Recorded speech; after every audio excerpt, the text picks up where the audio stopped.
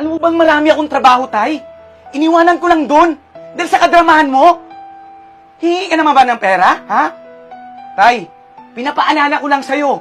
Di kami bangko ni Kuya para hingian mo kami ng pera.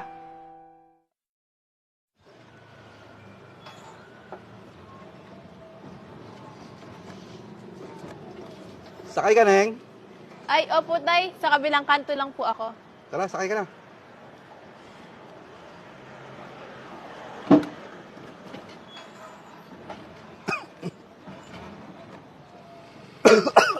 Tay, kaya niyo pa po ba?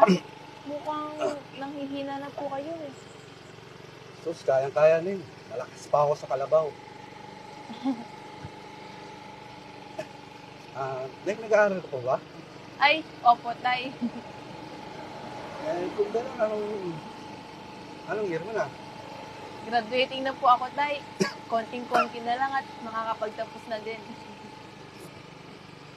Neng, pag nakagraduate ka na, wag mong kakalimutan yung mga magulang mo. Inunin mo sila.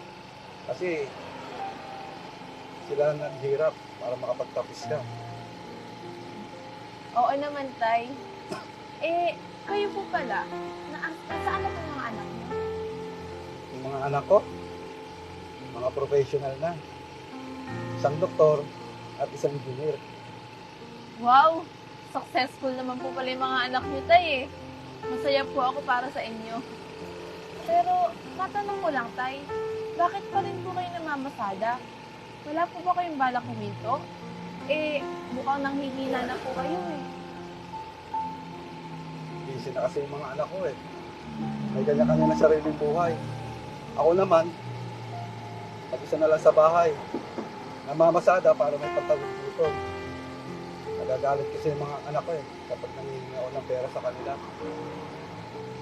Kaya ito, tuloy lang sa pasada. Eh, bakit naman po sila magagalit, Tay? Eh, magulang po nila kayo. Sabi kasi ng mga anak ko, hindi naman daw obligasyon ng mga anak ang kanilang mga magulang. Hindi naman daw kasi nila ginusto na mabuhay sa mundo ito para hingin lang ng pera. Kaya nga, ito, nagtitiis na ako sa pamamasada. Ay, Tay, diyan na lang po ako. Sige na. Yan. Salamat, Tay. Tay, ito po pala yung bayad ko. Mag-iingat po kayo, ha? Salamat din. Ayos lang po ba kayo? Okay lang ko, Nix. Ay, naku. Nahilo lang. Eh, hindi po kayo okay, Tay, eh. Saan po ba kayo nakatira? Ipapahatid ko po kayo. Kailangan niya na po magpahinga, eh. Tay? Ay, Tay? Naku. Tay! Tay! Sandali lang po, ah. Hanap po akong tulong.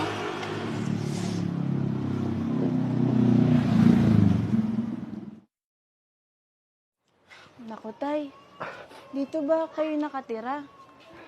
Mukhang hindi po kayo safe dito, ah. Dito ko, nak. Ah, sige po. Halika, pasok ko muna. Tay.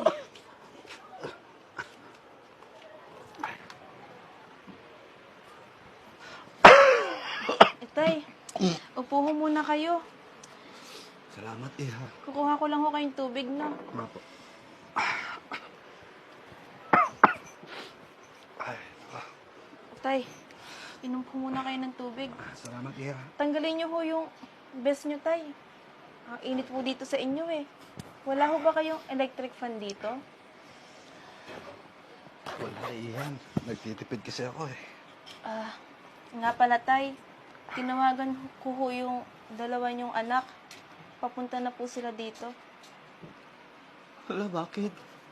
Naku, magagalit yung mga yun. Tay! Ano na naman to? Okay ka naman ah. Alam mo ba, madami akong pasyente. Lahat ng yun iniwan ko para sa wala kakwenta-kwenta mong pakulo. Oh, kuya. Utay! Okay ka naman pala! Ano to? Alam mo bang marami akong trabaho, Tay? Iniwanan ko lang doon dahil sa kadramahan mo. Hingi ka naman ba ng pera, ha? Tay, pinapaalala ko lang sa'yo. Di kami bangko ni kuya para hingian mo kami ng pera. Mga kuya, sandali lang ho. Bakit naman ho kayo ganyan sa tatay nyo? Bakit? Sino ka ba?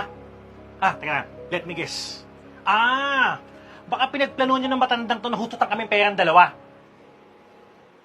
Oo nga, ano? Tay naman. Magkano ba? Magkano pa ang perang gusto mo? Talagang kumuha pa talaga ng tao, ha? Para dyan sa kadramahan mo? Tay naman. Talagang gumagawa ka ng parang para makahingi sa amin ng kuya ng pera? Grabe naman ho kayo. Makapagsalita kayo parang hindi nyo siya tatay. Naturingan kayo mga professional, pero wala kayong modo at respeto. Bakit nyo nagagawang tiisin yung magulang nyo ng ganito? Sana man lang ho, inisip nyo yung sakripisyong ginawa niya para lang maiahon kayo sa hirap. Opo, hindi obligasyon ng anak ang magulang. Pero kung may pagmamahal kayo sa magulang nyo, hindi nyo hahayaang makita siyang nahihirapan.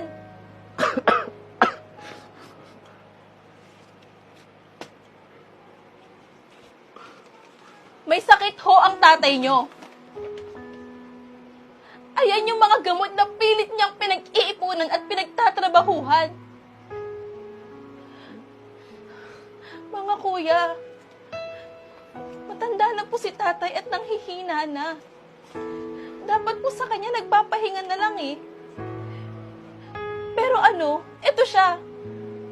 Pilit kumakayod at nagtatrabaho para lang may pangkain.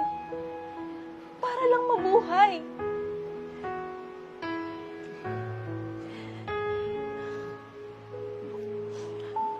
Alam niyo po, maswerte pa nga ho kayo eh. Kasi may tatay po kayo. May tatay po kayo na uuwian.